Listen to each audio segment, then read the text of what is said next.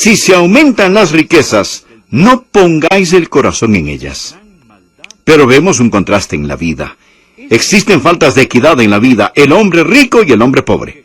Y Jesús continúa, y no solo habla acerca del contraste en la vida, sino también habla del contraste en la muerte. Por favor, mire el versículo 22. La Biblia dice, aconteció que murió el mendigo y fue llevado por los ángeles al seno de Abraham, y murió también el rico, y fue sepultado. ¿Notó? Tanto el rico como el pobre murieron. Y puedo decirle a usted que va a morir. No importa cómo trate de escaparse de la muerte, va a morir. La única cosa que le impedirá morir será la segunda venida de Jesucristo. Y cuando venga, quizás usted muera al ascender al cielo, muera a la vieja naturaleza y resucite a la nueva naturaleza, pero todos vamos a morir. Peter Marshall contó una historia hace muchos años y no he podido olvidarla. Es una leyenda acerca de un comerciante rico en Bagdad que tenía un sirviente. Y el sirviente vino a él y le dijo un día, amo, necesito ayuda. El comerciante le contestó a su criado, ¿y qué clase de ayuda necesitas? Señor, estaba en el mercado hoy y una figura siniestra me empujó. Y me volví y lo miré en la cara. Y era la muerte. La muerte me miró fijamente a la cara. Amo, por favor, me da un caballo. Necesito huir a Samaria porque vi la cara de la muerte hoy y necesito huir de la muerte. El comerciante rico de Bagdad le dijo, está bien, toma mi mejor caballo y vete.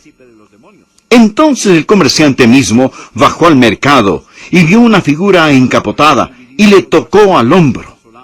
La figura se dio vuelta y el comerciante le dijo, ¿tú eres la muerte? Y la muerte contestó, sí, yo soy la muerte. El comerciante dijo, muerte, quiero hacerte una pregunta. ¿Por qué asustaste a mi sirviente hoy? ¿Por qué le hiciste eso a mi criado? Y la muerte le respondió, lo siento, no quise asustarlo. Es que me sorprendió verlo aquí, porque tengo una cita con él mañana, en Samaria. Realmente nunca huiremos ni escaparemos de la muerte. Tarde o temprano todos moriremos. Bien, el mendigo murió. Y estoy seguro que cuando murió lo recogieron y se lo llevaron. Y el hombre rico murió. Indudablemente cuando él murió hubo una diferencia. Él sintió un pequeño dolor en alguna parte de su cuerpo. Fue al doctor y le dijo, doctor, necesito que me examine bien.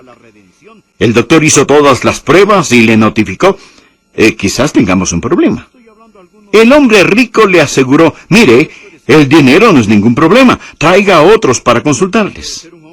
Y ellos consultan y luego hacen todo lo necesario para prolongarle la vida, pero él se enferma más y más cada día. Tienen los mejores doctores, las mejores medicinas, el mejor tratamiento, lo tienen todo. Y mientras él está convaleciendo y esperanzadamente, llegan flores y tarjetas, pero al final, él se muere. Cuando murió el mendigo, la Biblia ni siquiera menciona que fue sepultado. Pero en cambio dice que el hombre rico fue sepultado. ¿Sabe lo que hacían con los mendigos y las personas pobres en esa época? Es horrible. Pero los recogían y los tiraban sobre el montón de basura para quemarlos y ser consumidos. Muchas veces ni siquiera tenían un entierro. Nadie quería sepultarlos. Y a veces los perros se los comían. Pero el hombre rico fue sepultado. Y si hubiera sido hoy en día, lo hubieran puesto en un ataúd forrado de seda. Hubiera habido un gran número de costosos vehículos frente a la sinagoga o la iglesia o donde quiera que fuese. Hubiese habido una profusión de flores. El aire se hubiera llenado de perfumes e indudablemente uno de los mejores oradores estaría allí para elogiar al hombre. Y una por una las personas habrían expresado con lágrimas en los ojos, él era un buen hombre. Él era un buen hombre. Nuestra comunidad lo extrañará. No entienden que la Biblia dice, ninguno es bueno. Y todas sus palabras no cambiarían su destino, ni todas las galas cambiarían su destino, porque su alma estaba en el infierno antes que la funeraria supiera que estaba muerto. Así que había un contraste en la vida y en la muerte. Pero quiero llegar a la parte más importante. Había un contraste en la eternidad. Mire por favor de nuevo el versículo 22 de este capítulo. Dice, y murió también el rico y fue sepultado. Y en el Hades alzó sus ojos estando en los tormentos, y vio de lejos a Abraham y a Lázaro en su seno. Allí lo tiene, un contraste en la eternidad. Ahora bien, Jesús hace aquí lo que nadie puede hacer. Lo que Jesús hace es abrir la cortina y permitirnos ver el otro lado. Amigos, lo único que sabemos acerca de la vida después de la muerte es lo que la Biblia revela y lo que Jesús dice. Algo que sabemos es que la muerte no es extinción. La muerte no es aniquilación. Hay vida después de la muerte. ¿Cómo lo sabe usted, Pastor Adrián? Bueno, lo sé porque Jesús lo enseña. Su alma está en alguna parte en existencia cuando el sol, la luna y las estrellas se hayan carbonizado. Su alma estará en alguna parte existiendo. Me gustaría tomar mucho tiempo para hablar del cielo, pero me temo que hablamos demasiado del cielo y muy poco del infierno. Por ello voy simplemente a tomar un corto tiempo para hablar del mendigo en el seno de Abraham. ¿Qué es el cielo? Lo explicaré con unas frases. El cielo es todo lo que el corazón amoroso y benéfico de Dios desearía para usted. Es todo lo que la mente omnisciente de Dios podría diseñar para usted. Es todo lo que la mano omnipotente de Dios podría preparar para usted. El cielo será perfecto. Les contaré que cuando yo era niño solía pensar, usted sabe, quizá no quiero ir al cielo, por lo menos no por ahora. Así pensaba yo. Porque me preocupaba si tendría natación en el cielo. Pensaba, ¿podrá uno pescar en el cielo? ¿Podrá uno jugar básquetbol, fútbol, béisbol, hockey? En fin, ¿se podrá hacer esas cosas en el cielo? ¿Se ha puesto a pensar en esas cosas? Cuando usted es un niño, sobre todo, y piensa en el cielo, es el segundo mejor lugar. Pero ¿no es un poco mejor quedarse allí? Nosotros siempre queremos quedarnos aquí. Mas quiero mencionar un poco las agonías del infierno al hablar de los 5 minutos después de la muerte. Y mi tarea, francamente, al hablar del infierno no es nada fácil. El infierno es el tema del hazmerreír y de la ridiculización. Hoy casi la única ocasión en que usted ve algo acerca del infierno es en las caricaturas. El predicador que habla acerca del infierno se lo ve como ignorante o cruel, o ambas cosas. Y usted dirá, bueno, Pastor Adrián no va a predicar acerca del infierno, ¿verdad?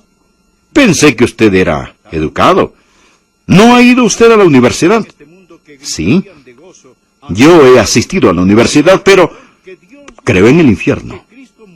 Permítame decirle por qué creo en el infierno, pero antes de decirle por qué creo en el infierno, le diré que el diablo está detrás de la enseñanza que dice que no existe el infierno. Porque el diablo sabe que si los hombres no entienden la enseñanza del infierno, no se prepararán para ir al cielo. No entregarán su corazón a Jesucristo.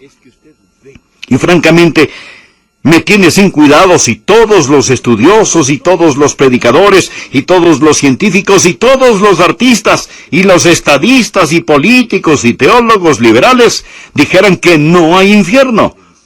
No cambiaría una tilde ni una onza de lo que dice la palabra de Dios. Aquí está un hombre, demasiado tarde diciendo, envía a alguien a hablar a mis hermanos de esto.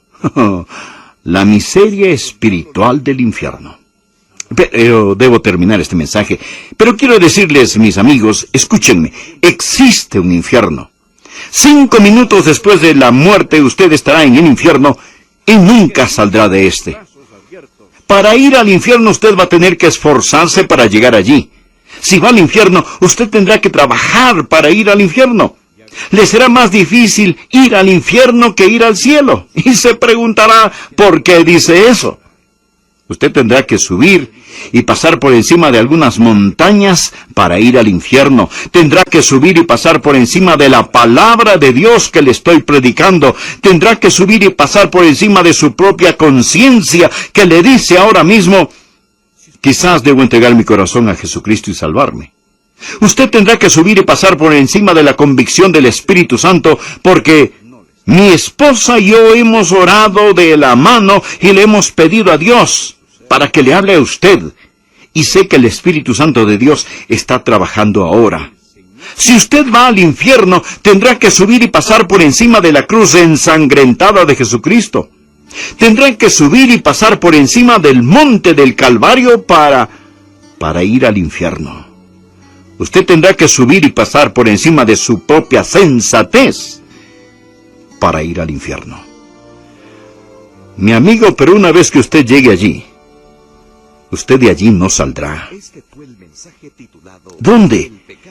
Oh, ¿dónde estará mi espíritu 5 minutos después de que muera? Este puede ser el último mensaje del Evangelio que usted escuchará. Y quiero decirlo claramente, usted no tiene que ir al infierno. Usted puede salvarse. Dios le ama. Jesús murió en su lugar. Jesús le invita. Si en arrepentimiento y fe le entrega su corazón, el Señor Jesucristo le salvará y le mantendrá salvo por toda la eternidad. Así que, mi amigo, no juegue con su destino. La Biblia dice, cree en el Señor Jesucristo y será salvo. Le invito a que haga esta sencilla oración conmigo. Amado Dios, sé que tú me amas. Sé que quieres salvarme. Jesús, tú moriste para salvarme y prometiste salvarme si confiaba solo en ti. Así que hoy confío en ti. Te pido perdón. Soy pecador. Perdóname. En este momento, con todo mi ser, abro mi corazón y te recibo como mi Señor y mi Salvador. Gracias por salvarme, Señor Jesucristo.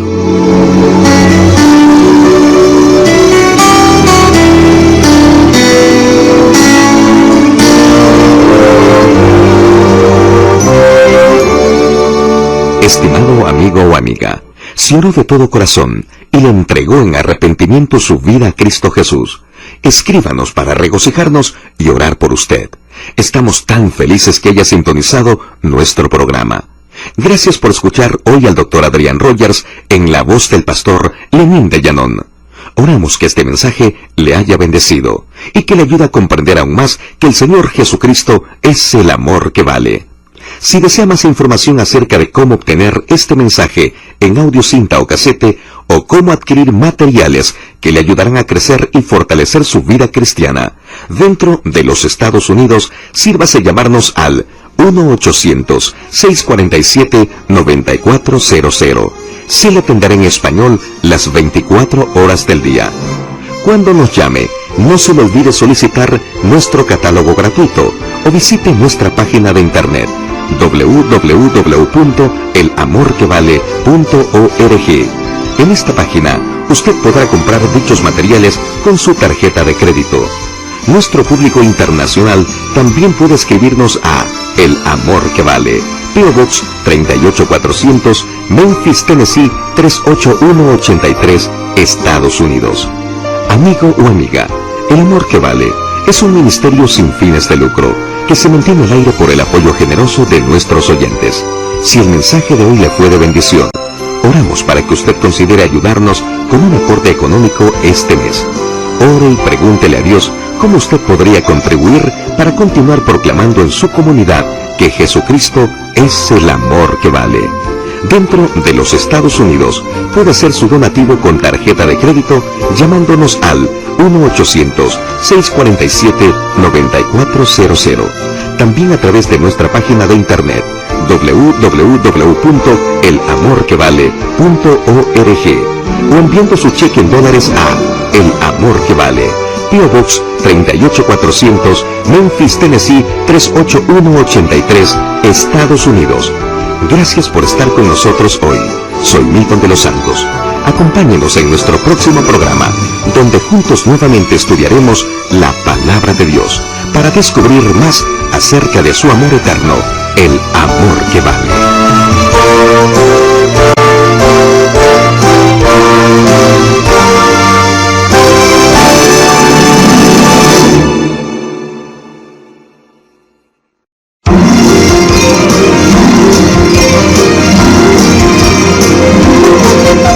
Existe una línea que no vemos, que cruza todo el camino. Esta es el límite oculto entre la misericordia y la ira de Dios. Y si usted pasa la fecha límite, habrá cometido el pecado imperdonable. Hola y bienvenidos a El Amor que Vale, con el profesor y pastor Dr. Adrián Rogers, en la voz del pastor Lenín de Llanón. Soy Milton de los Santos y les presento El Amor que Vale. ¿Sabía usted que hay un pecado imperdonable?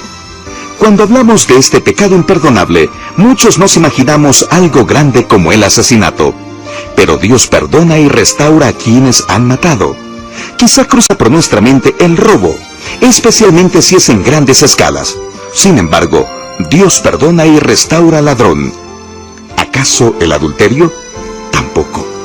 Entonces, ¿cuál es el pecado imperdonable? Hoy el Dr. Adrián Rogers nos explicará cómo algo que parece tan inocente como hablar mal puede constituirse en un pecado que no se perdona.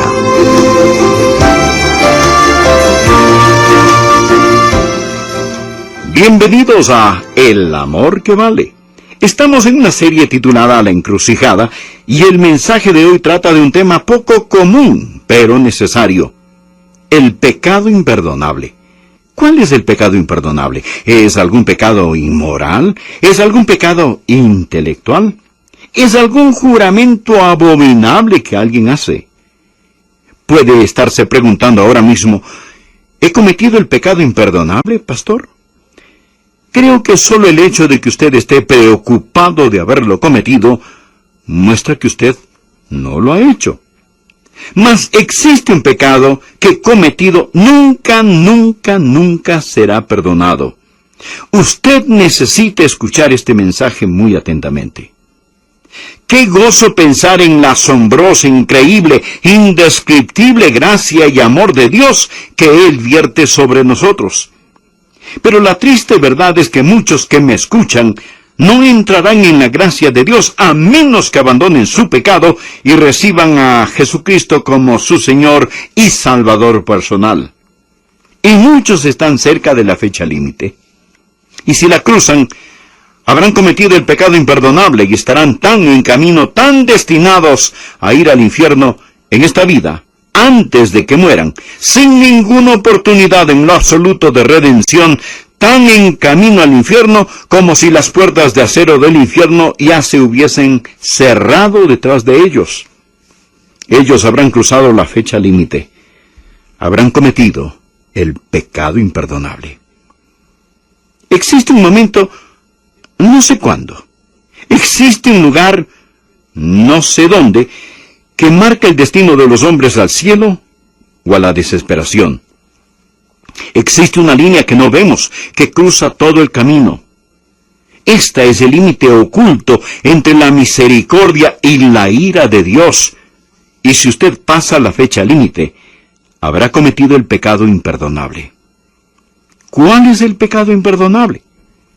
No es un pecado moral, ni una violación, ni un asesinato, ni abuso sexual de niños, a pesar de lo malévolas que son estas cosas. Quien las ha cometido aún puede ser salvo. ¿Cree usted eso? Yo sí lo creo. Ellos pueden salvarse por la gracia del Dios omnipotente. No es un pecado moral ni ningún pecado intelectual. Una persona puede ser atea, agnóstica, odiar a Dios. Pudo haber declarado que no hay Dios. Pudo haber dicho que Jesús era el hijo ilegítimo de María, nacido de algún soldado del extranjero. Pero no. Aún ese pecado puede perdonarse. Muchos que han sido ateos, que han blasfemado, se han arrepentido y han venido al Señor Jesucristo. Y alguien dirá: Entonces, ¿es alguna palabra que usted dice? ¿Es un pecado verbal, algún juramento horripilante donde una persona maldice a Dios en su cara? Bueno, no haga esto si es que tiene una pizca de inteligencia. Pero incluso eso puede perdonarse. Dios perdona la blasfemia si usted blasfema contra Dios el Padre o contra Dios el Hijo. De hecho, usted puede cometer el pecado imperdonable sin decir una palabra. La palabra blasfemar quiere decir hablar perjudicialmente en contra de. Pero podemos hablarle a Dios en oración sin palabras. Y podemos blasfemar a Dios sin decir palabras, porque de la abundancia del corazón habla la boca. Uno puede vivir de tal forma que si su vida se tradujera en palabras, sería una verdadera blasfemia. ¿Cuál es la blasfemia contra el Espíritu Santo? Es el pecado imperdonable. Y vamos a ver en un momento que es atribuir al diablo las obras del Dios omnipotente. La blasfemia contra el Espíritu Santo, el pecado que nunca puede perdonarse, es un pecado que uno puede cometer y cometerá a sabiendas, intencionalmente, con sus ojos bien abiertos, y luego quedarán para siempre cerrados. Miremos por favor el trasfondo de la advertencia que Jesucristo ha dado. Mateo capítulo 12, versículo 22. Entonces fue atraído a él un endemoniado. A Jesús le trajeron este hombre endemoniado, ciego y mudo, y le sanó de tal manera que el ciego y mudo veía y hablaba, y toda la gente estaba atónita y decía, ¿será este aquel hijo de David? Mas los fariseos, al oírlo, decían, este no echa fuera los demonios, sino por Belcebú, príncipe de los demonios. Sabiendo Jesús los pensamientos de ellos, les dijo, todo reino dividido contra sí mismo es asolado, y toda ciudad o casa dividida contra sí misma no permanecerá. Y si Satanás echa fuera a Satanás, contra sí mismo está dividido, ¿cómo pues permanecerá su reino? Y si yo echo fuera los demonios por Belcebú, ¿por quién los echan vuestros hijos? Por tanto, ellos serán vuestros jueces.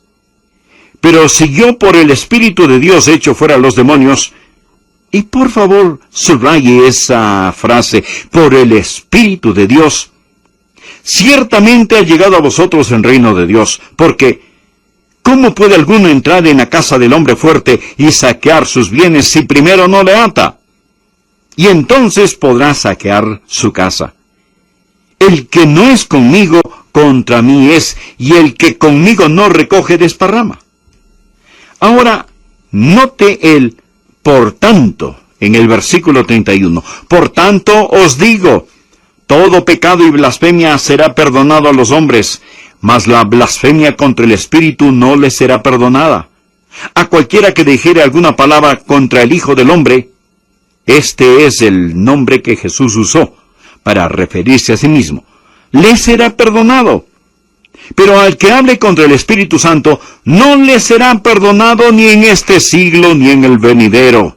O sea, ni en este mundo, ni en el venidero. Y quiero que vea la historia. Jesús llevaba a cabo su ministerio público. Le traen a un hombre afligido por un demonio. Era un demonio de ceguera y un demonio de mudez. El hombre estaba incapacitado para hablar y articular. No toda persona ciega está endemoniada, ni toda persona muda está endemoniada, pero este hombre sí lo estaba. Y este era su problema. Él estaba esclavizado con este espíritu. Cuando Jesús vio a este hombre, lo sanó sobrenaturalmente, milagrosamente, maravillosamente. Abrió sus ojos y pudo ver, y pudo hablar. La gente que estaba alrededor dijo, ¡miren! Este es el Hijo de David, es el Mesías. Bueno, los fariseos vieron que perdían su propio poder y su propia influencia ante Jesús. Ellos no podían negar el milagro porque era obvio. Todos conocían a este hombre antes, cuando él no veía, y sin embargo ahora sí podía hacerlo. Antes cuando él no podía hablar, y ahora sí podía hablar. Así que, como no podían negar el milagro, determinaron tratar de explicarlo. Y esto es lo que dijeron. Oh, sí, seguro. Claro, él hizo un milagro, pero permítannos decirles cómo lo hizo. Él lo hizo por el poder de Satanás. Por el poder de Satanás lo realizó, por Belcebú. Esto es lo que dijeron del Señor Jesús. Y fue entonces que Jesús dio la enseñanza que él dio para demostrar la gran maldad de este pecado. Este pecado consta de 3 partes, y quiero que usted lo note porque aumenta hasta llegar a un clímax. Primero, ellos pecaron contra la redención. ¿Me escuchó? Pecaron contra la redención. Aquí Jesús trabajaba contra el diablo. Jesús tomó a un hombre afligido por demonios y lo libera. Aquí vemos el amor redentor, Jesús, y demandaron su sangre. Ellos pecaron contra la redención. Ahora, amigo, si usted no entrega su corazón a Jesucristo, permítame decirle que está pecando contra la redención. Usted está pecando contra el que lo ama y quiere salvarlo. Usted está pisoteando bajo sus pies la sangre preciosa de Jesucristo, y usted está crucificándolo de nuevo. Primero, pecaron contra la redención. Segundo, quiero que note que ellos pecaron contra la razón. Ellos sabían lo que hacían.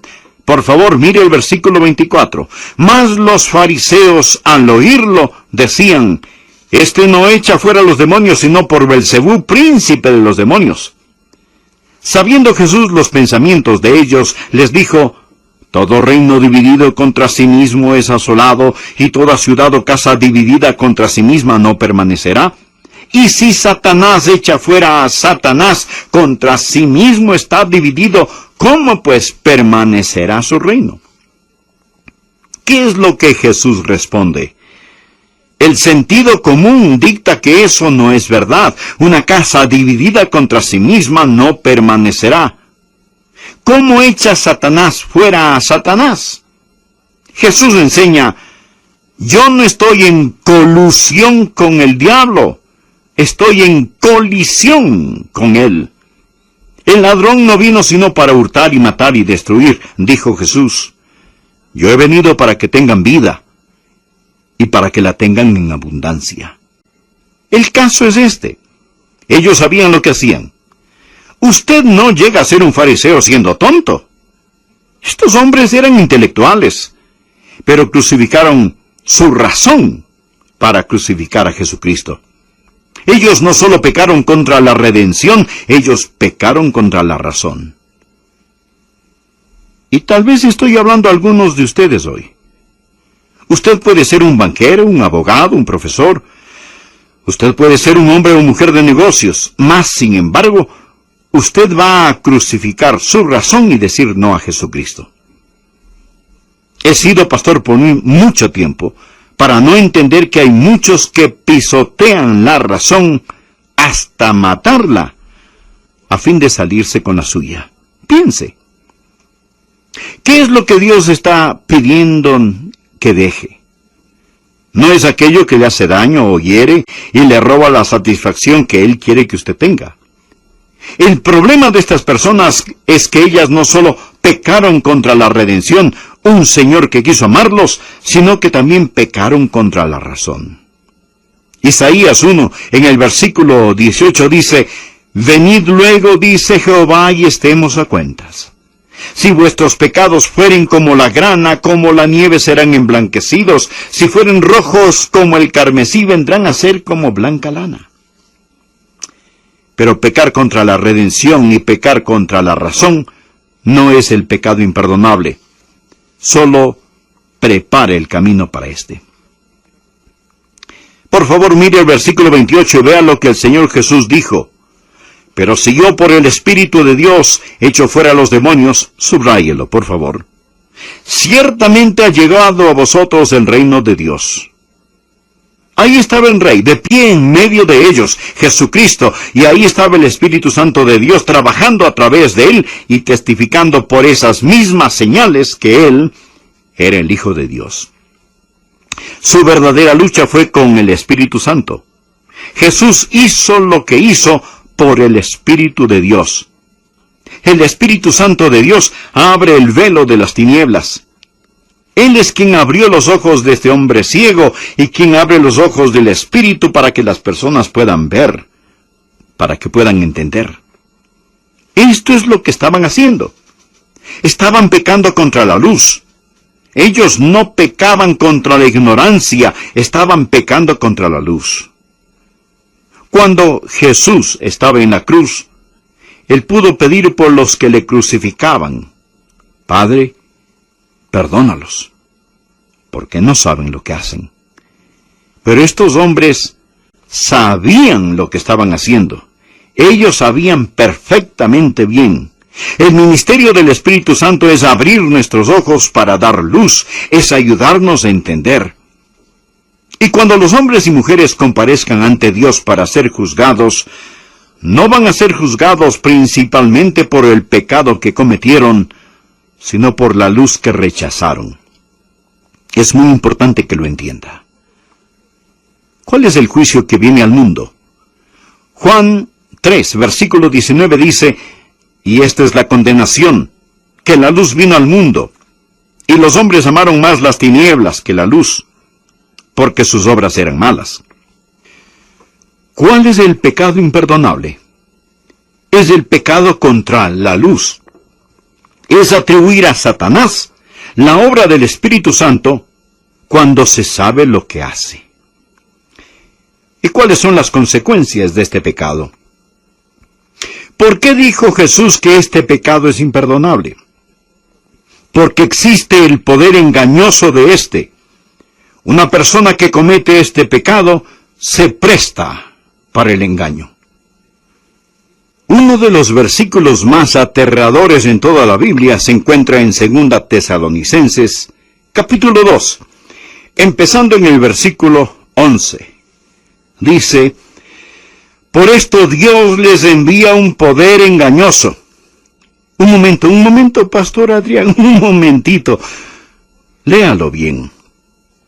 A lo mejor usted no lo leyó bien. Dios no envía engaño a las personas. El diablo hace eso. Bueno, quiero decirle que estoy leyendo bien este versículo. Por esto Dios les envía un poder engañoso. Bueno, ¿y por qué haría Dios eso?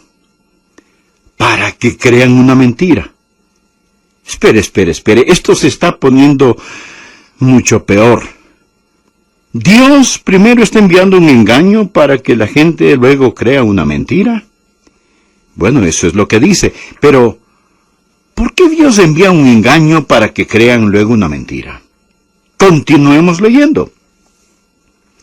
A fin de que sean condenados. Esto va de mal en peor, ¿verdad? Si me escucha y siente el deseo más mínimo de entregarse a Jesucristo, se lo ruego, venga a Él. No endurezca su corazón. No deje que Dios le envíe un poder engañoso. No cruce la fecha límite. No peque contra tal luz. Hay millones en este mundo que gritarían de gozo al oír lo que usted está escuchando hoy, que Dios le ama, que Cristo murió por usted, que Él le invita. La Biblia dice: todo aquel que invocar el nombre del Señor será salvo.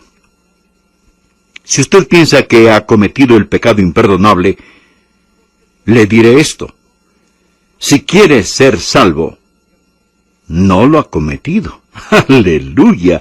Todo lo que Él quiere es que usted venga. Así que, venga.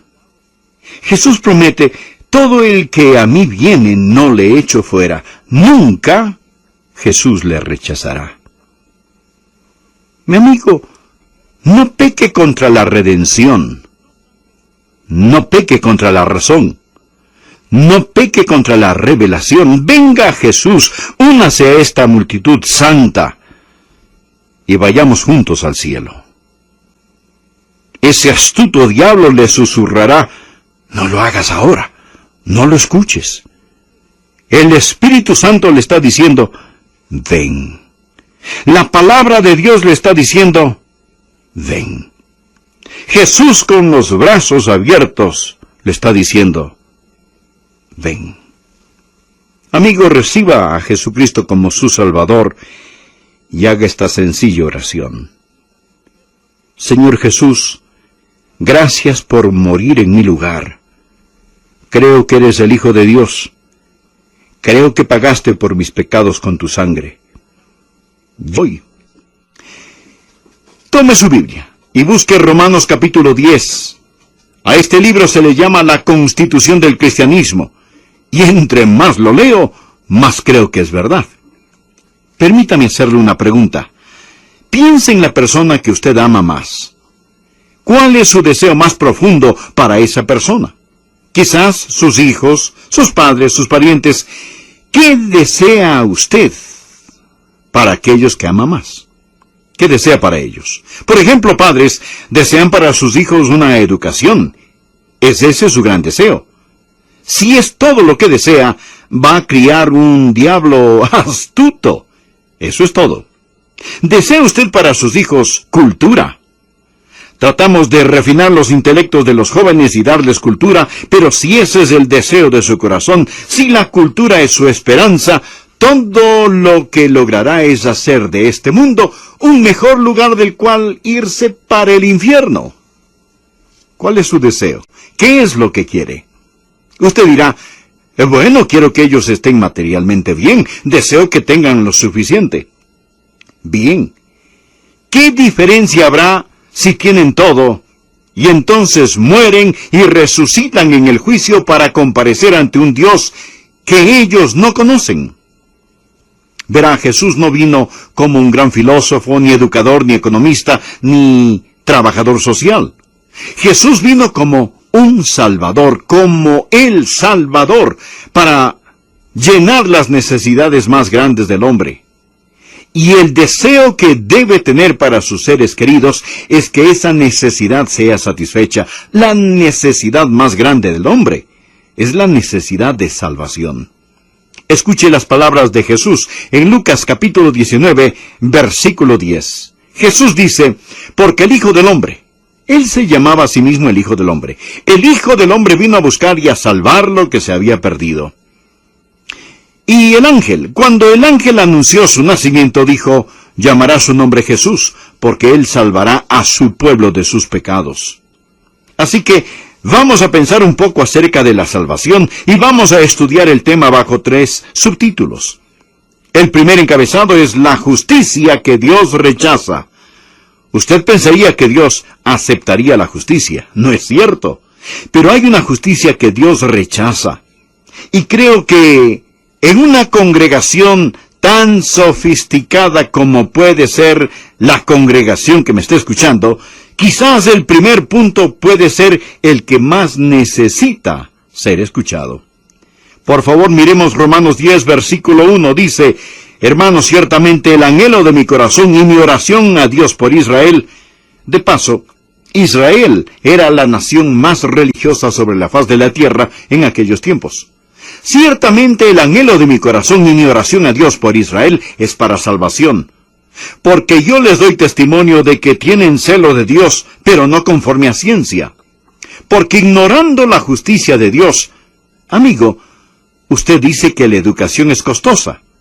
Pues deseo decirle que la ignorancia es más costosa que la educación. Y procurando establecer la suya propia, no se han sujetado a la justicia de Dios, porque el fin de la ley es Cristo, para justicia a todo aquel que cree. Porque de la justicia que es por la ley, Moisés escribió así: el hombre que haga estas cosas, vivirá por ellas. Pero la justicia que es por fe. Haré una pausa aquí por un momento. Permítame decirle que hay cierta justicia que Dios rechaza. Y la justicia que Dios rechaza es la justicia propia. Cuando un hombre pretende ser justo por las obras de la ley, guardando los 10 mandamientos, siendo una muy buena persona, una persona inmejorable, haciendo buenas obras, Dios rechaza esa clase de justicia. Ahora, ¿por qué Dios la rechaza? Bien, porque Dios es santo. Y Dios, siendo un Dios santo, no puede tolerar ningún pecado, ninguno en lo absoluto. Y el mejor hombre es pecador, y lo mejor que el hombre puede ofrecer no es suficiente delante de Dios. El hombre siempre hace las cosas al revés, siempre al revés. Por ejemplo, la Biblia dice, crean y sean bautizados. ¿Y qué es lo que hace el hombre? Bautiza a bebitos con la esperanza de que algún día lleguen a creer. La Biblia dice, por ejemplo, que los adultos deben llegar a ser como niños. ¿Y qué es lo que hacemos? Un niño pasa al frente a entregar su corazón a Jesús, y a ese pequeño niño le hacemos preguntas para adultos. Y si el pequeño no puede contestar preguntas para adultos, le decimos, no, tú no estás listo. Mas Dios dice que el adulto es quien debe llegar a ser como un niño, y llegar a él con la fe de un niño. La Biblia dice, buscad primeramente el reino de Dios y su justicia. ¿Y qué hace la mayoría? Buscamos lo material primero y ponemos a Dios en segundo plano, y luego nos preguntamos por qué esto no funciona. Buscad primeramente el reino de Dios y su justicia, y todas estas cosas os serán añadidas. Ahora, ¿de qué sirve todo? ¿De qué sirve de que todo vaya de maravilla para usted, con la excepción de lo principal? Y así eran las personas en los tiempos de Pablo, porque ignorando la justicia de Dios y procurando establecer la suya propia, no se han sujetado a la justicia de Dios. Escúcheme, se lo voy a decir claramente. La salvación no es un premio para el justo, es un regalo para el culpable. Si no entiende esto, no será salvo. La salvación no es una meta por alcanzar, es un regalo que debe recibir. El corazón de Pablo simplemente estaba lleno de compasión por estas personas. Él dijo que ellos eran ignorantes de la justicia de Dios y procurando establecer la suya propia, no se han sujetado a la justicia de Dios. Y muchos llegarán a una iglesia y quizás dirán, ¿sabe? Necesito cambiar mi manera de vivir, voy a cambiar mi estilo de vida, quiero ponerme en paz con Dios, y empiezan a querer reformarse a sí mismos.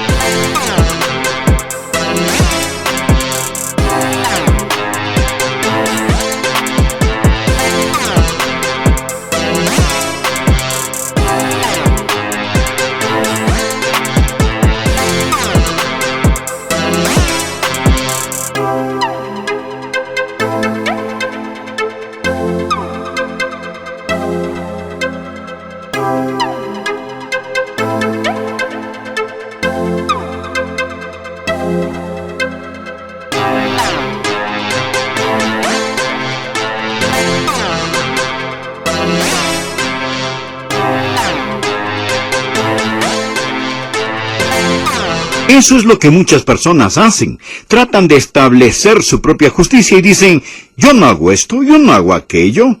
¡Qué buena persona que soy! Jesús hablaba a los líderes religiosos de su época cuando dijo, el anhelo de mi corazón y mi oración a Dios por Israel es para salvación. Él tenía principalmente a los líderes religiosos en mente y a los fariseos. Suponga que fuera el pastor de una iglesia llena de fariseos. Permítame decirle cómo sería esa iglesia. Primero, ellos asistirían más fielmente que muchos de ustedes. Número 2, todos diezmarían. Número 3, vivirían exteriormente vidas limpias, puras y morales. Número 4, estarían muy ocupados trabajando para la iglesia. Parece una buena iglesia, ¿no es así? Oh, se me está olvidando el número 5. Todos irían rumbo al infierno. Todos irían rumbo al infierno. ¿Por qué? Porque ignorando la justicia de Dios y procurando establecer la suya propia, no se han sujetado a la justicia de Dios. Así que, el primer punto es este, la justicia que Dios rechaza. La peor forma de maldad es lo mejor del ser humano, cuando lo mejor del ser humano es un sustituto para el nuevo nacimiento. Ahora el segundo punto que quiero que usted vea. No solo es la justicia que Dios rechaza, sino también la justicia que Dios revela. Existe una justicia y Dios ha revelado esa justicia. Leamos el versículo 6. Pero la justicia que es por la fe dice así: no digas en tu corazón, ¿quién subirá al cielo? Esto es para atraer abajo a Cristo. ¿O quién descenderá al abismo? Esto es para hacer subir a Cristo de entre los muertos. Mas, ¿qué dice? Cerca de ti está la palabra en tu boca y en tu corazón. Esta es la palabra de fe que predicamos. Existe una justicia que Dios rechaza, mas gracias a Dios, existe una justicia que Dios revela. Y Él lo menciona en los versículos del 6 al 8. Escuche. Si usted no es creyente, permítame decirle que usted está tan cerca de ser salvo. No puedo decirle cuán cercana está la salvación suya. Desearía tener mejores palabras para decírselo. Usted puede pensar que le falta mucho para salvarse, pero no, usted está muy cerca. Mire el versículo 8, más que dice: cerca de ti está la palabra, cerca de ti. ¿Cuán cercana está? Está en su boca, está en su corazón. No tiene que irse de safari para encontrar la salvación. Tenga cuidado con lo que hace con ella, porque está allí. Y en un momento vamos a ver, puesto que está ahí, en su corazón y en su boca, qué necesita hacer. Porque usted necesita creer con su corazón y confesar con su boca. Dios me envió para decirle que Jesucristo descendió del cielo, el Hijo de Dios, que Él murió en aquella cruz y que salió de aquella tumba. Él resucitó. Y la palabra está en su corazón y en su boca, lista hoy para que usted la reciba y se salve. ¿No son estas buenas nuevas? Existe la justicia que Dios rechaza y existe la justicia que Dios revela. Ahora permítame mostrarle la justicia que Dios recibe. ¿Qué debe hacer usted? Continuemos leyendo. El versículo 9, aquí está. Esto es lo que Dios recibirá. Mírelo. Que si confesares con tu boca, recuerde, la palabra está en su boca, y que Jesús es el Señor, y creyeres en tu corazón, recuerde, está en su corazón, y creyeres en tu corazón que Dios le levantó de los muertos, serás salvo. Así, en blanco y negro. Porque con el corazón se cree para justicia, pero con la boca se confiesa para salvación. Pues la Escritura dice: todo aquel que en él creyere no será avergonzado. Porque no hay diferencia entre judío y griego, pues el mismo que es Señor de todos es rico para con todos los que le invocan. Bien, la justicia que Dios recibe es esta. Todo se centra alrededor de Jesucristo. Mire el versículo 9 y permítame decirle lo que usted debe hacer con Jesús. Escuche, présteme atención. Está su destino eterno aquí. Estamos hablando de usted, de su alma. Hablo del cielo y del infierno. Preste atención. No permita que el diablo saque esta palabra de su boca y de su corazón hoy. Escúcheme. Primero usted debe confesar a Cristo como el Señor que reina en su vida, el Señor que reina. He escogido esa palabra, reina, muy cuidadosamente. Note el versículo 9. Si confesares con tu boca que Jesús es el Señor, Jesús es el Señor. El señorío de Jesús es la confesión central de la iglesia cristiana. ¿Por qué Jesús vino a esta tierra? ¿Por qué sufrió, derramó su sangre y murió en la cruz? Ponga al margen lo siguiente, Romanos 14, versículo 9. Porque Cristo para esto murió y resucitó y volvió a vivir para ser Señor, así de los muertos como de los que viven. Esa es la razón por la cual Jesús vino a esta tierra. Sufrió, murió, resucitó para poder ser Señor. ¿Y qué está haciendo Dios? Filipenses 2, versículos del 9 al 11 dicen: por lo cual también Dios le exaltó hasta lo sumo. Está hablando de Jesús. Y le dio un nombre que sobre todo nombre, para que en el nombre de Jesús se doble toda rodilla de los que están en los cielos, y en la tierra, y debajo de la tierra, y toda lengua confiese que Jesucristo es el Señor para la gloria de Dios Padre. De algún modo tenemos la idea de que Cristo es solo el Salvador. Y usamos esa frase: oh, ¿le gustaría aceptar a Cristo como su Salvador? Amigos, yo he sido culpable de decirlo. Pero ese no es el lenguaje neotestamentario. El Nuevo Testamento no dice acepte a Cristo como su Salvador. Él es Salvador y Él es Cristo. Pero el Nuevo Testamento dice, confiese a Cristo como Señor, que si confesares con tu boca que Jesús es el Señor. De vez en cuando alguien dirá algo como esto. ¿Sabe? Cuando era niño recibí a Jesús como mi Salvador, y eso dejó establecido si iba al cielo o al infierno. Y ahora le he hecho mi Señor. Lo siento mucho. Quiero decirle que si Él no es su Señor, Él no es su Salvador. La salvación no es una cafetería donde decimos, bueno, creo que hoy tendré un poco de Salvador, pero nada de señorío, gracias. No, mi amigo, Jesús es el Señor. Él es el Salvador y Él salva, pero amigo, usted no puede tener lo que Él da a menos que lo reciba como lo que Él es. Él es el Señor. ¿Alguna vez se ha bajado usted del trono y ha puesto a Jesucristo allí? ¿Ha conocido a alguien que dice, bien, Señor Jesús, te tomo como mi Salvador? Gracias, eso está hecho. Ahora regreso a mi viejo estilo de vida. Oh, sí, Señor, yo te veré algún fin de semana. Y, Señor, si necesito algo o si estoy enfermo, entonces sí te llamaré. Amigo, este es el tipo de religión que está llenando el infierno. Así es. Gente que nunca ha confesado auténticamente que Jesucristo es el Señor. No estoy diciendo que usted se salva haciendo buenas obras. Hablamos de la justicia que es por la fe. Pues es la fe en Cristo, como el Señor que reina. ¿Lo ha recibido usted como su Señor soberano? No solo debe confesarlo como el Señor que reina. Ve el versículo 9. Sino también como el Señor resucitado.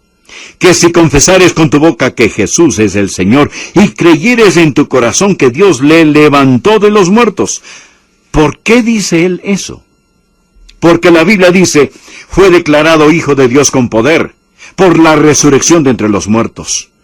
Toda nuestra fe cristiana se centra en ese hecho.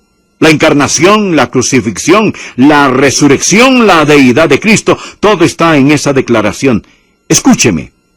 Para ser un creyente neotestamentario, usted cree en Cristo como el Señor que reina. Usted cree en Cristo como el Señor que resucitó. Usted cree que Él salió de la tumba. Entonces, por último, usted lo confiesa como el Señor que reina, como el Señor resucitado, por lo tanto, como el Señor redentor. Por favor, mire de nuevo los versículos 9 y 10. Que si confesares con tu boca que Jesús es el Señor que reina, y creyeres en tu corazón que Dios le levantó de los muertos, el Señor que resucitó, serás salvo. Él es el Señor Redentor. Porque con el corazón se cree para justicia, pero con la boca se confiesa para salvación. Y esto es lo que el hombre necesita. Es por ello que Pablo dijo, hermanos, ciertamente el anhelo de mi corazón y mi oración a Dios por Israel es para salvación. Ahora deseo que vea la relación entre el corazón y la boca. Él dice, crea con su corazón, confiese con su boca. Usted no va a contrabandear una bendición. Usted no va a escabullirse al cielo. Jesús dijo, porque el que se avergonzare de mí y de mis palabras en esta generación adúltera y pecadora, el Hijo del Hombre se avergonzará también de él, cuando venga en la gloria de su Padre con los santos ángeles. Note la relación. El corazón es privado, la boca es pública. Lo que el hombre cree en su corazón, él lo confesará con su boca. Verá, una confesión significa un acuerdo, literalmente. Usted está de acuerdo con Dios. Usted dice amén a lo que Dios ha dicho. Mateo 10, versículos 32 y 33. Jesús dijo, a cualquiera pues que me confiese delante de los hombres, yo también le confesaré delante de mi Padre que está en los cielos. Y a cualquiera que me niegue delante de los hombres, yo también le negaré delante de mi Padre que está en los cielos.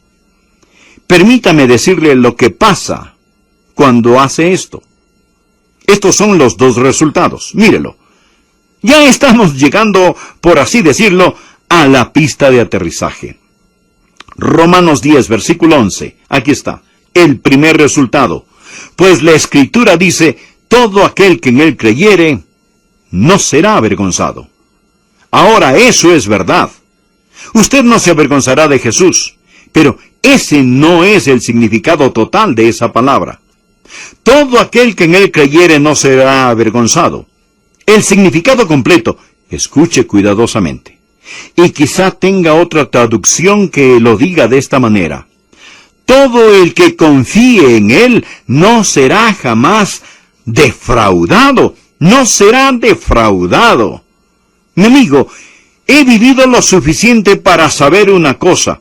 Yo nunca he conocido, y creo que nunca conoceré a ninguna persona que cierta y verdaderamente se haya entregado a Jesucristo y que Jesucristo le haya defraudado. Por lo tanto, hay solo una forma para que usted se salve, y es si entrega su corazón al Cristo que murió por usted en aquella cruz. La Biblia dice, cree en el Señor Jesucristo y será salvo. Y Dios me envió para decirle que usted necesita salvarse y Él le salvará. Y quiero que usted lo confiese hoy como el Señor que reina, que ha resucitado y que es Redentor, el Señor Jesús. Por favor, ore conmigo. Querido Dios, yo sé que tú me amas. Usted tiene a Jesús en sus manos. Jesús es inevitable, ineludible. Él es un hecho de la historia, no solo del pasado, sino del presente. Usted tiene a Jesús en sus manos. ¿Qué puede hacer usted con Jesús? Usted puede aceptarlo o rechazarlo, puede coronarlo o crucificarlo, puede confesarlo o negarlo, pero usted no puede quedarse neutral. Usted sabe que Poncio Pilato era el gobernador de Judea cuando Jesús fue condenado y juzgado digno de muerte y fue sentenciado a morir sobre aquella cruz. Pilato tenía a Jesús ante él y él tenía que tomar una decisión concerniente al Señor Jesucristo. Y aquí está la gran pregunta que se encuentra en Mateo 27, versículo 22. Pilato preguntó, ¿qué pues haré de Jesús, llamado el Cristo? ¿Y qué tiene que ver esto con nosotros? Bien, Pilato representa a todo hombre, mujer, niño, niña sobre la faz de la tierra que se hace la misma pregunta, ¿qué pues haré de Jesús? Tal y como Jesús estaba ante Pilato, Jesús está ante usted. Tal y como Jesús estaba en las manos de Pilato, Jesús está en sus manos. Y uno de estos días, Pilato comparecerá ante Jesús, tal y como usted lo hará. Por ello voy a pedirle hoy que conteste esta pregunta. ¿Qué pues hará usted de Jesús? Y permítame hablarle acerca de dicha pregunta. Es una pregunta muy importante. Primero, es una pregunta del presente. No simplemente qué hizo Pilato, sino qué contestará, qué hará usted hoy. Segundo, no es solo una pregunta del presente, es una pregunta personal. No qué hará otro con Jesús. Es muy personal. Usted va a tener que decidir lo que hará con el Señor Jesucristo. Tercero, es una pregunta muy pertinente. Su destino se balancea en su respuesta a dicha pregunta. ¿Qué hará usted con el Señor Jesucristo? Una pregunta muy pertinente. Cuarto, es una pregunta perentoria, urgente. Usted la contestará. Usted dirá, no voy a contestarla. Oh, sí que lo hará. Usted contestará la pregunta de una manera o de otra. Usted dice, no voy a decidir. Bueno, usted ya decidió no decidir y esa es su decisión. Todo el que me escucha lo aceptará, rechazará, confesará, negará, coronará o crucificará a Jesucristo. Nadie puede permanecer neutral. En primer lugar, Pilato tenía a Jesús ante él. Jesús es el hecho inevitable, ineludible y sin escape de la vida. Así que aquí Pilato estaba enfrentado con Jesús. Y quiero que usted note las voces que confrontaron a Pilato ese día. Primeramente, hubo lo que quiero llamar la voz de la razón. Por favor, mire el versículo 18. La Biblia dice de Pilato, porque sabía que por envidia le habían entregado.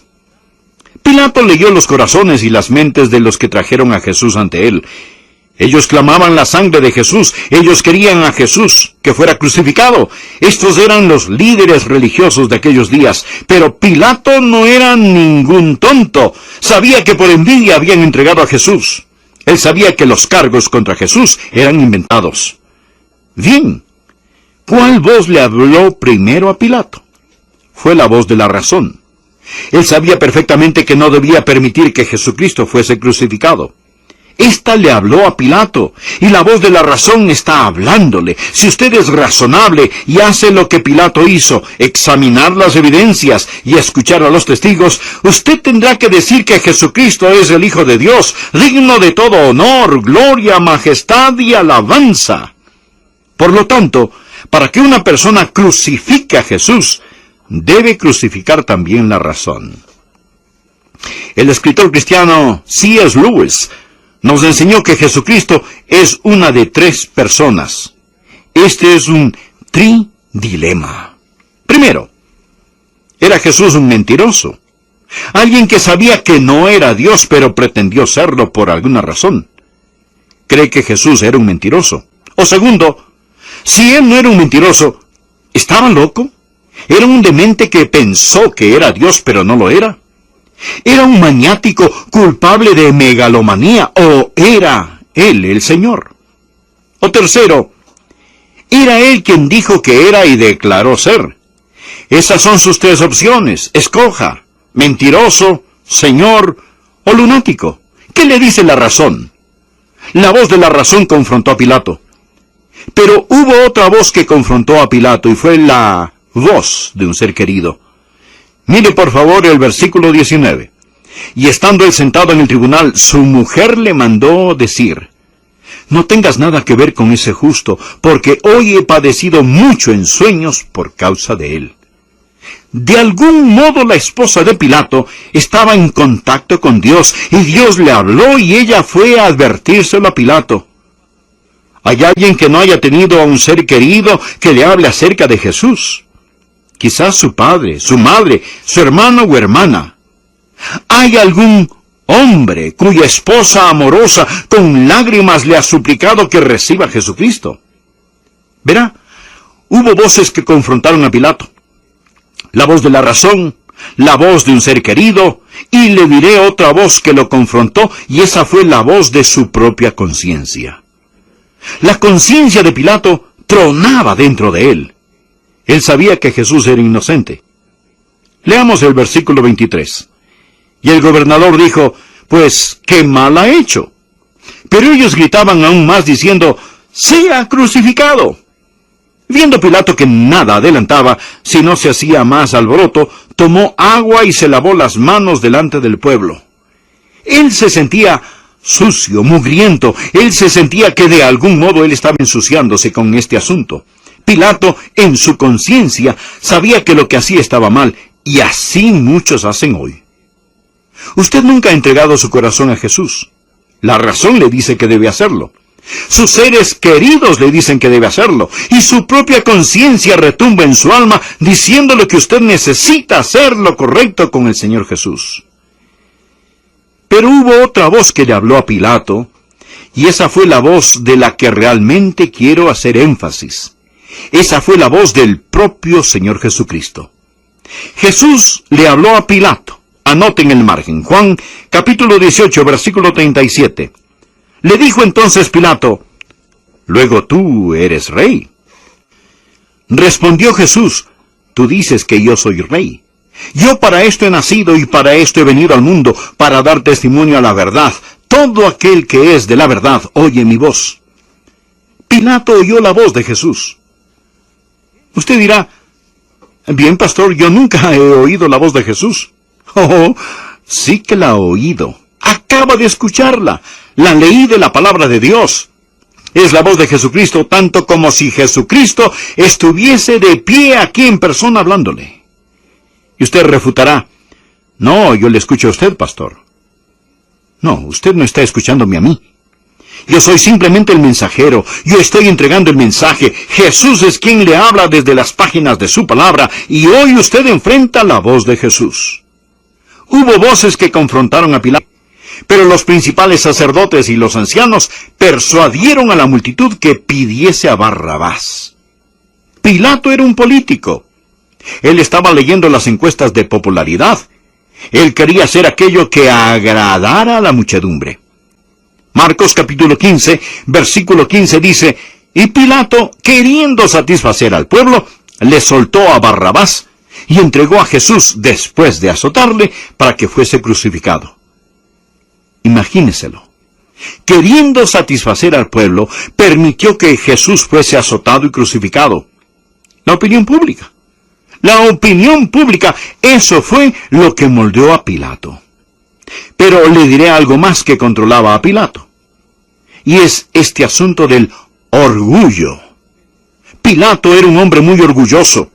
Leemos en Juan capítulo 19, versículo 9, cuando Jesús compareció de nuevo ante el juez Pilato. Y entró otra vez en el pretorio y dijo a Jesús, ¿de dónde eres tú? ¿De dónde eres tú? Mas Jesús no le dio respuesta. Ahora escuche esto. Entonces le dijo Pilato, ¿a mí no me hablas? ¿No sabes que tengo autoridad para crucificarte y que tengo autoridad para soltarte? Aquí tenemos a un egocéntrico, Pilato. En realidad, lo que él le dijo fue, ¿por qué callas? ¿No sabes que quien te está hablando es el gobernador? Y yo puedo hacer que te crucifiquen, así como puedo dejarte libre. Es muy obvio que Pilato era un egotista. Pero me fascina lo que Jesús le dijo. Jesús dijo, ninguna autoridad tendrías contra mí si no te fuese dado de arriba. Gloria a Dios por eso. Mas la presión principal que Pilato tenía sobre él era la presión de la posición y las posesiones. Verá, Pilato tenía un trabajo suave. Era el gobernador. Y lo que ponía comida sobre su mesa dictaba su conducta. Si él no tomaba la decisión políticamente correcta, si él no hacía lo políticamente correcto, él podría perder su trabajo. Por favor, anote en su margen Juan 19, versículo 12. Desde entonces procuraba Pilato soltarle, pero los judíos daban voces diciendo, si a este sueltas, no eres amigo de César. Todo el que se hace rey, a César se opone. Pilato pensó, bueno, ellos pueden ir a Roma o pueden enviar un mensaje y decir que estoy asociándome con otro rey. Y todos sabemos que solo César es señor alrededor de aquí. Y César puede enfadarse y puedo perder mi puesto o algo peor que eso. Y quizás usted tenga miedo de entregar su corazón a Jesucristo y hacer lo que usted sabe que debe hacer porque puede costarle. Puede costarle un ascenso, puede costarle algunas de sus posesiones materiales. Usted dirá, pero pastor, uno tiene que vivir. No, mi amigo. Uno tiene que morir. Y después tenemos que comparecer ante Dios. Ahora quiero que note el veredicto que lo condenó. ¿Cómo trató de esquivar la responsabilidad? ¿Cómo trató de desentenderse del asunto? Primero, él hizo lo que muchos tratan de hacer, y eso es simplemente ignorar a Jesús. De algún modo, ponerlo en espera, hacerlo a un lado. Juan capítulo 18, versículo 31 dice, entonces les dijo Pilato, tomadle vosotros, y juzgadle según vuestra ley. Y los judíos le dijeron, a nosotros no nos está permitido dar muerte a nadie. Bien, ¿qué significa todo esto? Ellos llevaron a Jesús a Pilato y dijeron, mire, queremos que usted ejecute a este hombre. Pilato preguntó, ¿y qué es lo que ha hecho? Bueno, él dice que es el Mesías. Él dice que es Dios. Pilato responde, tómenlo ustedes y júzguenlo según su ley. Pilato pensó que quizá podía ignorar a Jesús, y quizás hoy algunos de ustedes ya decidieron ignorar al Señor. Usted dirá, eso es para otro tipo de gente, eso es para todos ustedes los religiosos, no me molesten con eso. Usted piensa que simplemente ignorar a Jesús es la solución. Eso es lo que Pilato trató de hacer. Él trató de ignorar a Jesús, pero Jesús es inevitable e ineludible. Y el Jesús que trata de ignorar hoy, un día usted lo enfrentará en el juicio. Segundo, no solo Pilato trató de ignorar a Jesús, sino que trató de pasarle a otro la decisión. Y cuando oyó que Jesús era de Galilea, entonces dijo, Herodes es el rey de Galilea. Simplemente dejen que Herodes tome la decisión. Lucas 23, versículos 6 y 7. Entonces Pilato, oyendo decir Galilea, preguntó si el hombre era Galileo. Y al saber que era de la jurisdicción de Herodes, le remitió a Herodes, que en aquellos días también estaba en Jerusalén. Herodes era el rey de Galilea, y Pilato dijo, está bien, simplemente dejaré que otro decida esto. Esta es una pregunta personal. El pecado es personal, y también lo es su decisión, y nadie puede tomarla por usted, ni su papá, ni su mamá, ni su sacerdote, ni su pastor, ni nadie, ni ningún político. Nadie puede tomar esta decisión por usted, ni puede pasar la decisión a otro. Usted tiene que tomar una decisión. Y cuando Pilato envió a Jesús a Herodes, Herodes solo lo devolvió a Pilato, y Pilato tenía a Jesús de nuevo en sus manos. Lo tercero que hizo, y creo que es lo más despreciable, él trató simplemente de admirar a Jesús. Él pensó que si decía algunas trivialidades acerca de Jesús, si él pudiera decir algunas cosas bonitas acerca de Jesús, entonces quizá todo estaría bien. En Lucas 23, versículos 14 y 15, les dijo, me habéis presentado a este hombre como un hombre que perturba al pueblo. Pero habiéndole interrogado yo delante de vosotros, no he hallado en este hombre delito alguno de aquellos de que le acusáis. Y ni aun Herodes, porque os remití a él, y he aquí, nada digno de muerte ha hecho este hombre. Piénselo. Pilato permitió que Jesús fuese crucificado, quien con sus propias palabras podía soltar o crucificar a Jesús. Él dijo esto, yo no encuentro en él ningún delito. Y aún así, permitió que lo crucificaran. ¿Sabe lo que él estaba haciendo? Él pensó que si decía algunas cosas buenas acerca de Jesús, eso sería más que suficiente. Présteme atención, quiero decirle algo importante. Hubiera sido mejor para Pilato haber encontrado delito en Jesús, o haber pensado que encontró culpa en Jesús, que no encontrar ningún delito en él y permitir que fuera crucificado. Hubiera sido mejor que Pilato hubiera sido un pagano que nunca oyó hablar de Jesús que decir, no he hallado delito en este hombre, y luego admirarlo.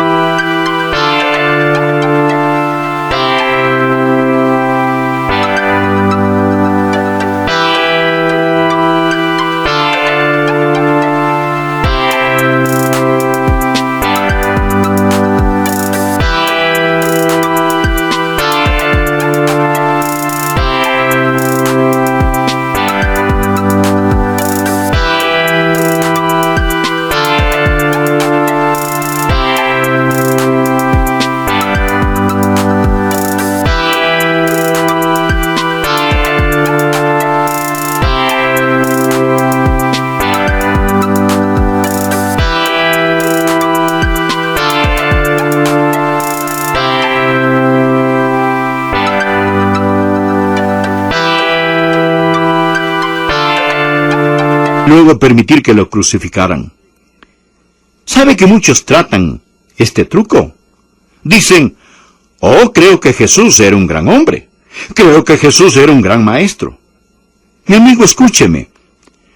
No es suficiente el solo recordar a Jesús. Usted debe arrodillarse ante Jesús. No es suficiente tan solo decir, yo no hallo delito en él, y pensar que por consiguiente usted está bien, porque si no haya delito en él, y aún sin encontrar culpa no lo acepta, si no lo recibe como su Señor y Salvador, ¿qué tipo de bribón es usted?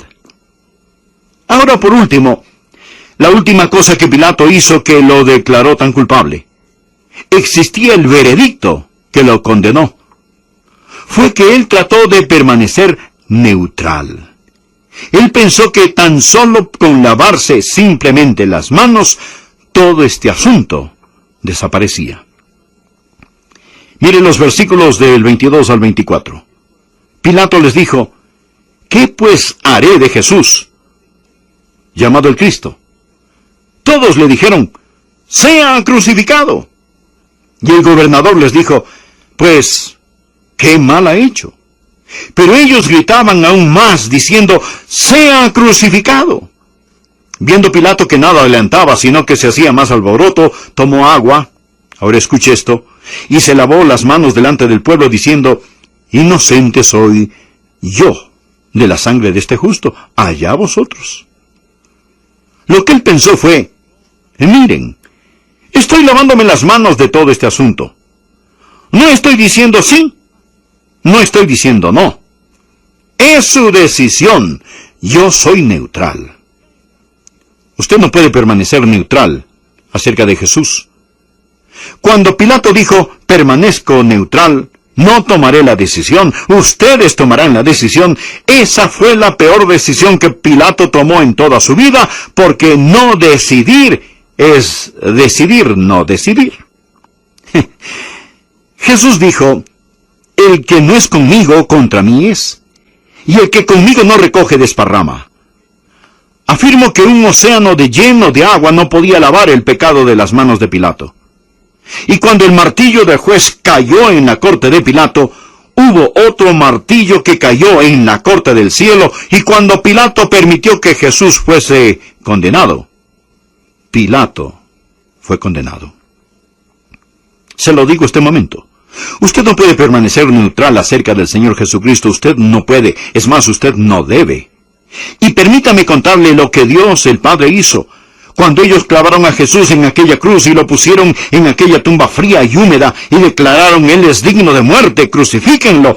Dios omnipotente invirtió la decisión de la corte y lo resucitó de entre los muertos. Fue declarado Hijo de Dios con poder por la resurrección de entre los muertos. Usted dirá, Pastor, ¿cree usted eso? Por supuesto que lo creo, lo creo. Los apóstoles lo creían y muchos de ellos murieron por su fe. Los hombres pueden vivir por una mentira, pero pocos hombres morirán por una mentira. Los hombres dicen mentiras para salirse de problemas, no para meterse en problemas, mas los apóstoles estaban totalmente convencidos que Jesús había salido de aquella tumba. ¿Ha hecho usted una decisión por Cristo? ¿Qué hará usted con Cristo? Le invito a orar así. Señor Jesús, creo que eres el Hijo de Dios. Creo que diste tu vida por mí en la cruz, y en este instante te recibo como mi Señor y Salvador. Y porque creo y porque te recibo, no me avergonzaré de ti. Pilato permitió que el orgullo, la opinión pública, su posición y posesiones fueran un obstáculo. No lo serán para mí. Te recibo, Jesús, y te confieso públicamente como mi Señor y Salvador. Gracias. Gracias por salvarme. En tu nombre oro. Ahora escúcheme. Le voy a decir lo que haré hoy. Le voy a invitar a usted a una celebración. Así que, celebremos. Usted sabe que en ocasiones tenemos la idea de que la salvación es un funeral. No es un funeral. Es una fiesta, un festejo, y somos llamados a una celebración. Y no piense que Jesús fue un aguafiestas, una especie de recluso religioso, porque no lo fue, ni lo es. Y usted lo comprenderá si escudriña el pasaje donde se relatan las bodas de Canaán. De hecho, una de las razones de por qué crucificaron a Jesús fue que Él gozaba de la vida. Y esos solapados y santurrones fariseos no podían soportar eso. Pero la Biblia dice del Señor Jesucristo, te ungió Dios, el Dios tuyo, con óleo de alegría más que tus compañeros. La mayoría de las personas con las cuales usted se encuentra al principio de la semana no están interesadas en el cielo o en el infierno. Ellas quieren saber cómo enfrentar el día lunes. Y usted se le acerca con una gran Biblia negra bajo su brazo. Su aspecto parece más el de un agente de una funeraria. Y usted le pregunta, ¿no quiere ser un cristiano para que pueda sentirse tan miserable como yo? La obvia respuesta será, no. Escuche, somos llamados a celebrar. Y yo le estoy invitando hoy a celebrar la Pascua. ¿Alguna vez ha pensado en un cristiano celebrando la Pascua? Esta semana es la Semana Santa, la Semana Mayor. Sabía que la Pascua y la resurrección están increíblemente entretejidas. Sabía que los creyentes están llamados a observar, a guardar la Pascua. Y si usted dice, pero esa es una celebración judía, por favor, leamos 1 de Corintios 5:7. Limpiaos pues de la vieja levadura. Las amas de casa saben que la levadura es lo que se pone en la masa para que leude o crezca. Limpiaos pues de la vieja levadura para que seáis nueva masa. Él aquí está hablando de una porción de masa. Sin levadura como sois, porque vuestra Pascua, que es Cristo, ya fue sacrificado por vosotros, así que celebremos la fiesta. Aquí está hablando a creyentes. Está diciendo, creyentes, mantengan la fiesta de la Pascua, no con la vieja levadura, ni con la levadura de la malicia y la maldad, sino con el pan sin levadura de la sinceridad y la verdad. Así que debemos celebrar, y la Pascua es una celebración, y debemos mantenerla tanto como los judíos deben hacerlo. ¿Pero de qué se trata la Pascua? Bueno, tiene que ver con un cordero. Déjeme darle el trasfondo histórico. La mayoría de ustedes pueden saberlo, otros no. Los judíos estaban esclavizados en la tierra de Egipto. Egipto en la Biblia simboliza el pecado. Representa el mundo, la carne y el diablo. El faraón, el rey de Egipto, representa al mismo diablo. La esclavitud en la cual se encontraba el pueblo judío representa la carne que nos mantiene esclavizados, y la tierra de Egipto representa el mundo. Los judíos eran esclavos del mundo, de la carne y del diablo, pero Dios dijo, ustedes son mi gente, mi pueblo escogido, los voy a sacar de Egipto y los voy a llevar a Canaán. Y cuando los sacó de Egipto y los guió hacia Canaán, es un evento conocido como la Pascua. Y Dios envió plagas sobre la tierra de Egipto, y la última y más grande plaga fue cuando el ángel de la muerte pasó por sobre toda la tierra de Egipto matando al primogénito de cada familia, a menos que el dintel de la puerta de la casa estuviera cubierto con la sangre de un cordero. Si ellos sacrificaban un pequeño cordero y con su sangre cubrían los postes de la puerta de la casa, cuando el ángel de la muerte pasó por la tierra de Egipto, Dios dijo, cuando vea la sangre, pasaré sobre esa casa. De ahí proviene la palabra Pascua, y tiene que ver con un pequeño cordero llamado el Cordero Pascual. Amigo, piense acerca de un cordero. ¿Hay algún animal más gentil que un cordero? ¿Alguno más débil que un cordero? ¿Alguno más indefenso que un cordero? Sin colmillos, sin garras, no puede correr, sin fortaleza. Un cordero es tan gentil, tan humilde, hasta parece que se presenta él mismo para el sacrificio. Como cordero al matadero. Nunca contraataca. Un cordero parecería decir, ¿tienes hambre? Mátame y cómeme. ¿Tienes frío? Trasquílame. Y con mi lana, téjete ropa. Un pequeño cordero. Recuerde que el símbolo de Egipto no era un cordero, era una serpiente. Mire algunas de las películas de Hollywood. Ahí está el faraón. ¿Y qué hay en la corona del faraón? Una serpiente. Mire el cetro que tiene el faraón. ¿Y qué hay en el extremo del cetro del faraón? Una serpiente enroscada, una serpiente venenosa, poderosa, ominosa. ¿De qué se trata la Pascua? Del cordero que va a destruir a la serpiente. El pequeño cordero lo sacará, y de ese evento es que tenemos la Pascua. Primero, quiero que note en Éxodo 12 lo que voy a llamar nuestra redención profetizada. Nuestra redención profetizada. El Antiguo Testamento es un libro profético. Nos dice que alguien viene, habla del Señor Jesucristo. Leamos los primeros 6 versículos de Éxodo 12. Habló Jehová a Moisés y a Aarón en la tierra de Egipto, diciendo, este mes os será principio de los meses. Para vosotros será este el primero en los meses del año.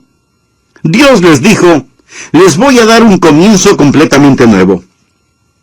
Amigo, ¿le gustaría a usted un comienzo completamente nuevo? Este día puede ser el primer día del resto de su vida espiritual. Se lo repito, usted puede tener hoy mismo un comienzo totalmente nuevo. Este puede ser el primer día de su vida espiritual. Versículo 3. Hablad a toda la congregación de Israel diciendo: en el 10 de este mes tómese cada uno un cordero según las familias de los padres, un cordero por familia. Mas si la familia fuere tan pequeña que no baste para comer el cordero, entonces él y su vecino inmediato a su casa tomarán uno según el número de las personas. Conforme al comer de cada hombre haréis la cuenta sobre el cordero. Ahora note cómo en el versículo 5 el cordero es identificado y descrito. El animal será sin defecto, macho de 1 año. Lo tomaréis de las ovejas o de las cabras. Y lo guardaréis hasta el día 14 de este mes, y lo inmolará toda la congregación del pueblo de Israel entre las 2 tardes. Saltemos ahora hasta el versículo 11. Y lo comeréis así, ceñidos vuestros lomos, vuestro calzado en vuestros pies, y vuestro bordón en vuestra mano, y lo comeréis apresuradamente. Es la Pascua de Jehová. Quiero decirle algunas cosas acerca del cordero, y oro porque Dios las escribe en su corazón. Primero, el cordero pascual fue un cordero sin defecto, sin cicatrices, sin costras, sin heridas, sin partes extras, ni que le falte ninguna parte. Un cordero perfecto. Un pequeño cordero, macho, sin defecto. Cualquier mancha, cualquier insignificancia hubiera descalificado al cordero. El cordero pascual era un cordero sin defecto, y más tarde el sacerdote lo examinaría en el templo antes de sacrificarlo para asegurarse de que no tenía ningún defecto. Segundo, no solo era un cordero sin defecto, debía ser un cordero para sacrificio. Note Éxodo 12, versículo 6. Y lo guardaréis hasta el día 14 de este mes, y lo inmolará toda la congregación del pueblo de Israel entre las 2 tardes. El 14 de abril, a las 3 de la tarde, el padre de familia levantaría la barbilla de ese pequeño cordero, le estiraría el cuello, y con un afilado cuchillo le cortaría la garganta. La vena yugular sería cortada, y esa roja sangre se la recogía en un lebrillo. ¿Cuál era la lección que Dios estaba enseñando a su gente hace ya tanto tiempo? Es una de las grandes y fundamentales verdades en la palabra de Dios. Sin derramamiento de sangre no se hace remisión. ¿Por qué? Porque en la sangre está la vida, y la paga del pecado es muerte. Así que debe haber un sacrificio por el pecado, y eso demanda la vida de un inocente. Y en tercer lugar, el cordero pascual fue un cordero salvador. Y tomarán de la sangre, y la pondrán en los 2 postes y en el dintel de las casas en que lo han de comer. Y tomad un manojo de hisopo, y mojadlo en la sangre que estará en el lebrillo, y untad el dintel y los 2 postes con la sangre que estará en un lebrillo, y ninguno de vosotros salga de las puertas de su casa hasta la mañana. Dios le dice al padre de la casa: cuando haya sacrificado al pequeño cordero, pon la sangre en un lebrillo y consigue un hisopo. Sabe, he visto el hisopo muchas veces en la Tierra Santa. Es una especie de hierba que crece en las paredes con pequeñas flores blancas en racimos. Un manojo de hisopo es como una brocha. Dios dijo: moja el hisopo en la sangre y unta con ella la puerta de tu casa, el dintel y los postes, y la gente que viene a la casa pasará por la sangre. Quédate en tu casa hasta la mañana, mientras el ángel de la muerte pasa por sobre la tierra. Así que cada persona que entraba en la casa tenía que pasar por la sangre que estaba en la puerta. Es muy importante que entienda esto. Dios dijo: cuando vea la sangre, pasaré sobre ti. Ahora, suponga que ellos hubieran dicho: pero Señor, eso es muy sangriento. Bueno, les diré lo que vamos a hacer. En vez de sangre, vamos a poner poesías en el dintel y los postes de las puertas. Hermosos poemas. Amigo, sabe que hay personas que han eliminado de los himnarios las referencias a la sangre y las han sustituido con lindas poesías. Porque dicen, les parece una religión de matadero. Bien, nadie dice, no, nada de poemas. Entonces hagamos algo mejor. Pongamos joyas, incrustemos rubíes, diamantes, esmeraldas, oro, cubramos las puertas con todo esto. Seguramente eso le gustará a Dios, pero Dios no dijo, cuando vea las joyas pasaré sobre ti. Por supuesto, es el Cordero. Bien, entonces traigamos un pequeño cordero vivo y amarrémosle a la puerta. No hay necesidad de matar a ese precioso animalito. Pero Dios dice, cuando vea la sangre, pasaré sobre ti. Ese cordero era un cordero sin defecto. Era un cordero para sacrificio. Era un cordero salvador. Y luego este cordero pascual fue un cordero compartido. Y aquella noche comerán la carne asada al fuego y panes sin levadura. Con hierbas amargas lo comerán. Ninguna comeréis de él crudo, ni cocido en agua, sino asada al fuego. Su cabeza con sus pies y sus entrañas. Ahora, piense lo que le pasó a este pequeño e inocente cordero. Primero fue asado.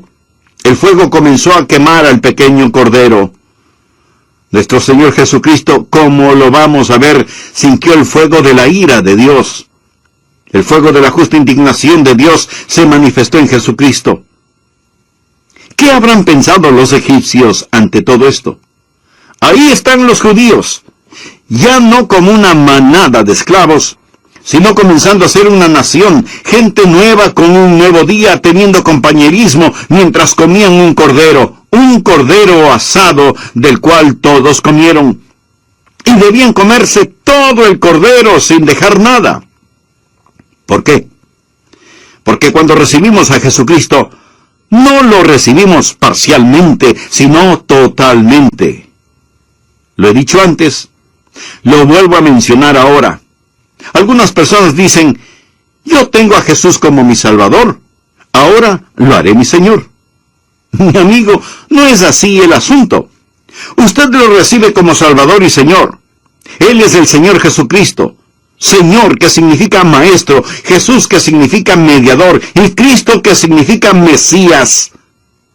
Hay que comerse todo el cordero. Usted recibe al Señor Jesucristo. Lo ha recibido como su Señor. Amigo, si usted no confía en Él como su Señor, es mi deber informarle que Él no es su Salvador. No es una pequeña cafetería en donde usted escoge y dice, me serviré un poquito de Salvador hoy, pero nada de señorío, gracias. No es así. Cree en el Señor Jesucristo y será salvo. Tenían que comerse todo el cordero. Y debían comerse el cordero con panes sin levadura y hierbas amargas. Las hierbas amargas hablan del arrepentimiento y el remordimiento. Allí se quebrantaron por sus pecados. El pan sin levadura representa el pecado.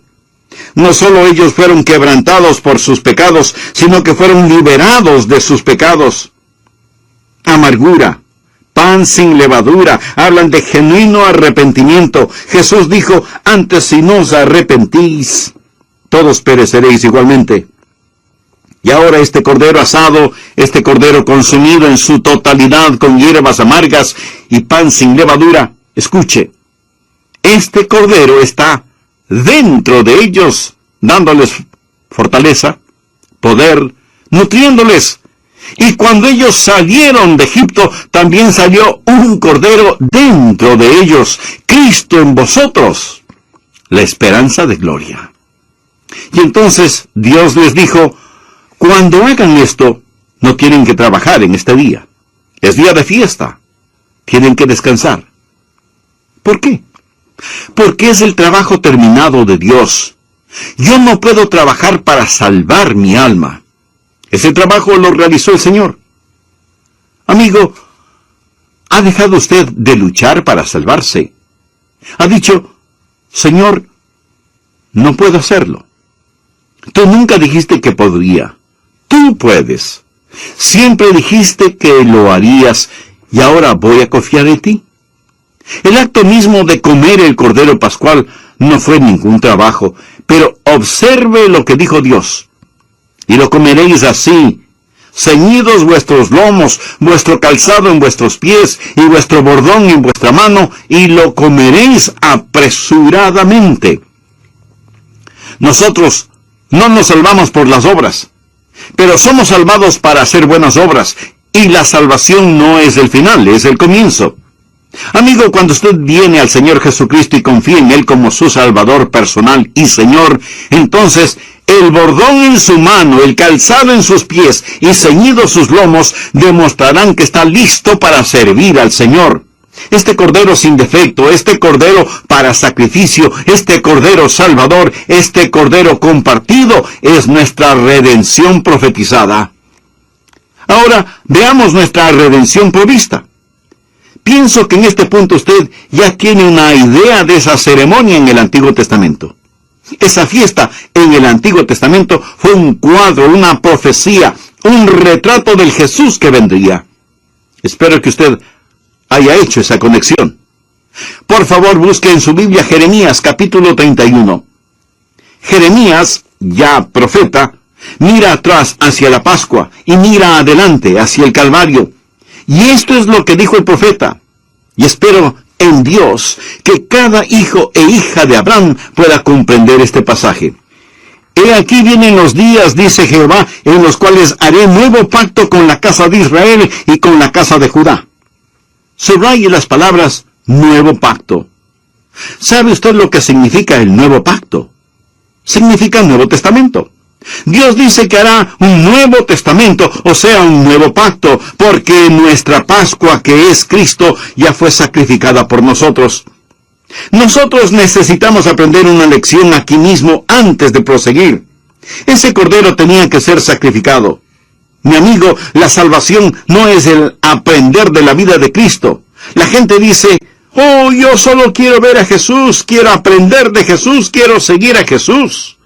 Bien, aprenda todo lo que pueda y sígalo, pero eso no es salvación. La salvación no es aprender lecciones de la vida de Cristo. La salvación es recibir la vida por la muerte de Cristo.